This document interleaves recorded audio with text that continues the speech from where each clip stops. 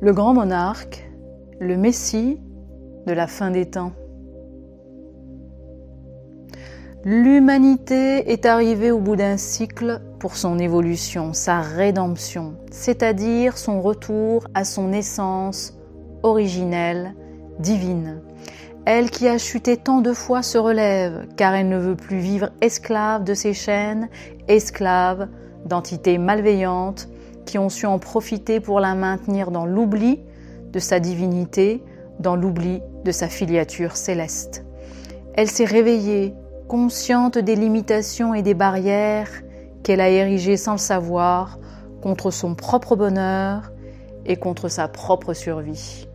Aujourd'hui, elle crie sa douleur et son besoin de retrouver les rênes de sa vie. Cet appel, son Père céleste l'a entendu.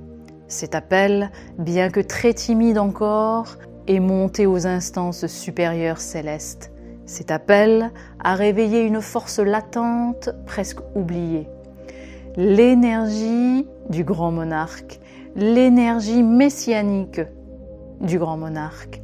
Depuis sa création, l'humanité adamique a connu plusieurs périodes sombres et comme le témoin de son lien indéfectible et indestructible entre elle et son Créateur céleste, toujours des hommes et des femmes se sont liés, mobilisés pour sauvegarder sa présence sur Terre.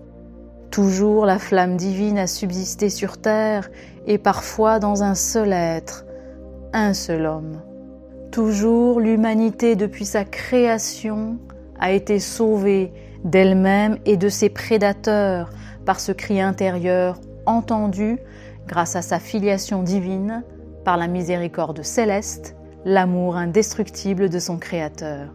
Cet amour s'est manifesté dans sa grandeur par l'apparition de Messie, grâce à des hommes justes et courageux qui ont reçu les pouvoirs divins célestes pour sortir l'humanité de ses ténèbres et la sauver de la destruction. Le premier a été Noé, avec sa femme et ses enfants et des animaux de la terre, un homme simple qui a su garder son cœur ouvert au Dieu unique de l'amour et de la conscience, et qui a sauvé ce qu'il restait de l'humanité de la destruction totale.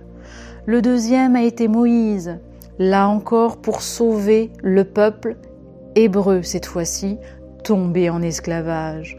Ensuite, le troisième, David, simple berger, devenu roi. Ensuite, le roi David, qui a libéré le peuple hébreu de ses oppresseurs et de son propre égarement.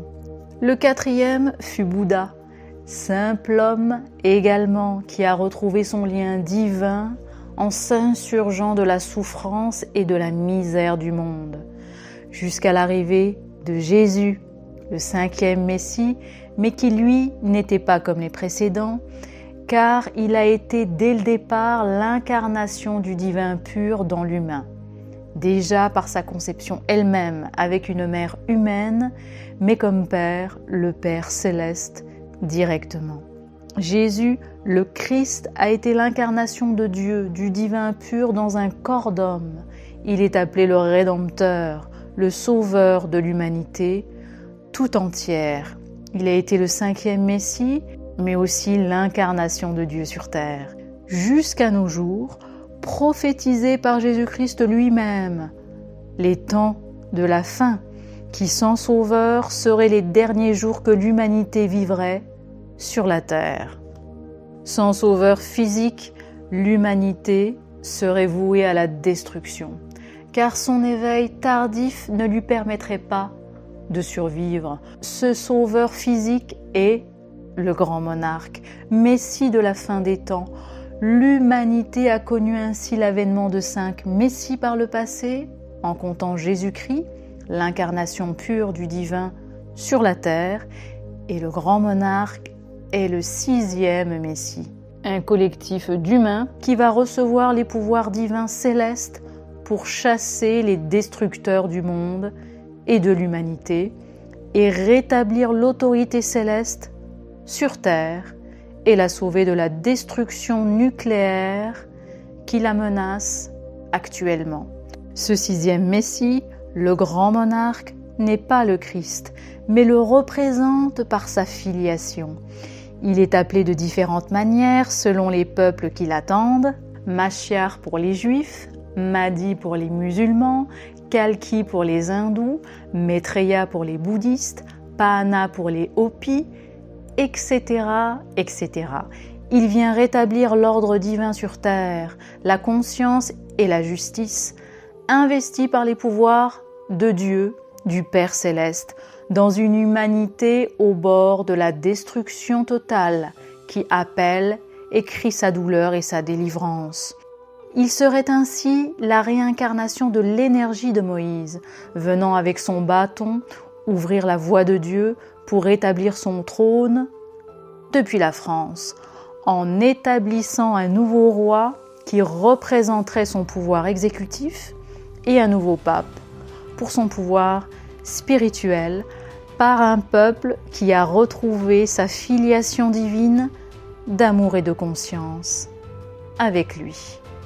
C'est la Trinité divine retrouvée, le peuple, le roi, le saint pontife, ou l'humain, le souverain et le divin, ou encore l'amour, la volonté et la conscience divine, la triple flamme divine du cœur de l'humanité que représente la France. Le grand monarque, sixième Messie, vient établir le royaume de Dieu sur terre depuis la France.